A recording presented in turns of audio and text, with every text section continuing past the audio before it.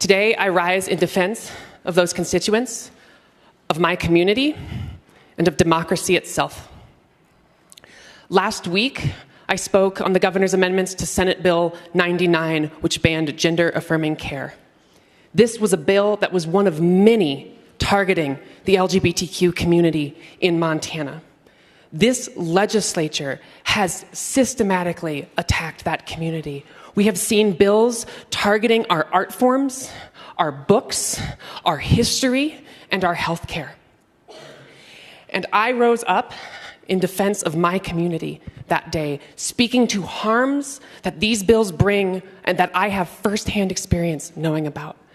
I have had friends who have taken their lives because of these bills. I have fielded calls from families in Montana, including one family whose trans teenager attempted to take her life while watching a hearing on one of the anti-trans bills. And in that hearing, our caucus pleaded with the Republican chair of the Judiciary Committee to not allow certain testimony, to keep decorum. And we were told a lot of people have a lot of opinions on these things.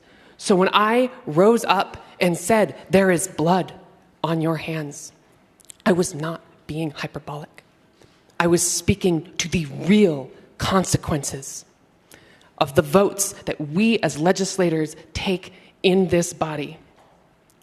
And when the speaker asks me to apologize, what he is, on behalf of decorum, what he is really asking me to do is be silent when my community is facing bills that get us killed.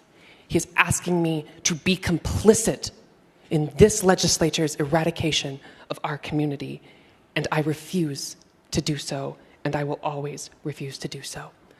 I would also say that if you use decorum to silence people who hold you accountable,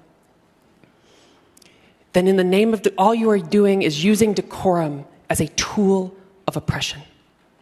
Additionally, when the speaker disallowed me to speak, what he was doing is taking away the voices of the 11,000 Montanans who elected me to speak on their behalf.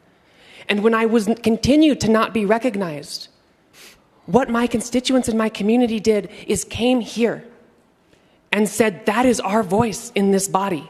Let her speak.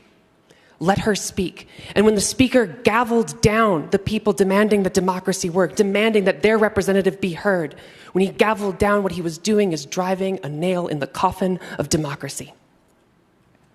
But you cannot kill democracy that easily.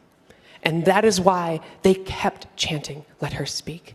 And why I raised my microphone to amplify their voices, to make sure that the people who elected me here are heard.